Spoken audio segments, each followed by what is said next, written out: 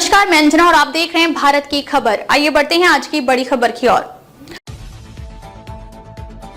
हमारी मिसाइलें दुनिया के लिए आकर्षण का केंद्र बनी, एरो इंडिया 2025 में बोले राजनाथ सिंह। राजनाथ सिंह ने यहां एरो इंडिया 2025 के स्वदेशीकरण कार्यक्रम और समापन समारोह को संबोधित किया।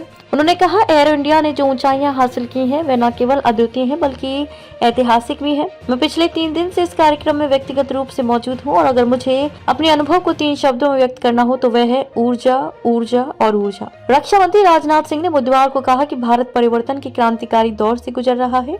देश की लड़ाकू विमान, मिसाइल प्रणाली, नौसैनिक पोत न केवल हमारी सीमाओं की रक्षा कर रहे हैं बल्कि पूरी दुनिया के लिए आकर्षण का केंद्र भी बन रहे हैं। एरो इंडिया ने जो ऊंचाइयां हासिल की हैं।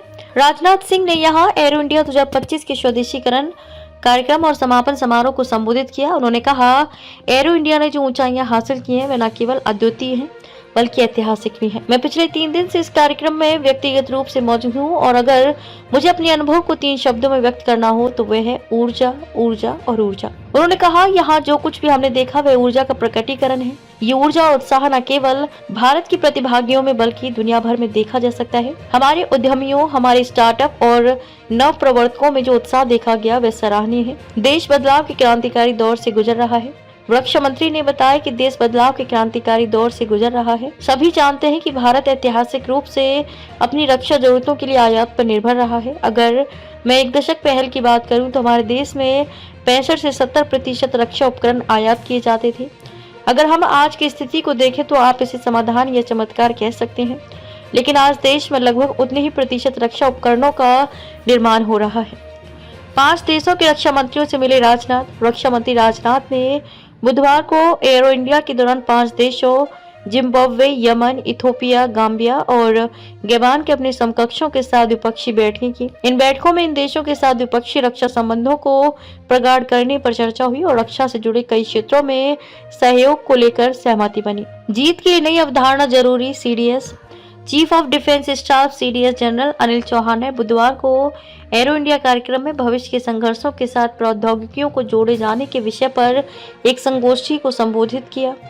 उन्होंने कहा, भविष्य के युद्ध के साथ प्रौद्योगिकियों को जोड़ना जीत हासिल करने के लिए समाधान का केवल एक हिस्सा है। अगर आप जीतना चाहते हैं तो आपको नई अवधारणा विकसित करनी होगी। नौसेना प्रमुख एडमिरल दिनेश के त्रिपाठी ने एरो इंडिया में एक कार्यक्रम के दौरान कहा कि समुद्री हवाई क्षेत्र में स्वदेशी समाधान के लिए घरेलू उद्योग के काम करने की दरकार है। सेना की 85% खरीद अब स्वदेशी।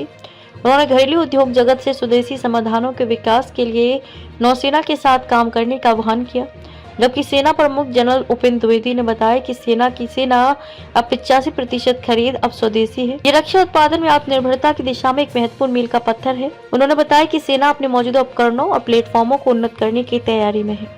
अब तक के लिए बस इतना ही। फिर मिलते हैं कैसी ही बड़ी खबर के साथ। अब तक के लिए नमस्कार और देखते रहिए भारत की खबर। अगर आपको वीडियो पसंद आई हो तो इसे लाइक करें व शेयर करें। ऐसे लेटेस्ट अपडेट पाने के लिए बेल आइकन को प्रेस करना ना भूलें। अगर आप हमें फेसबुक या फिर इंस्टा के माध्यम से देख रहे हैं तो हमारे पेज को फॉलो जरूर करें। धन्यवाद।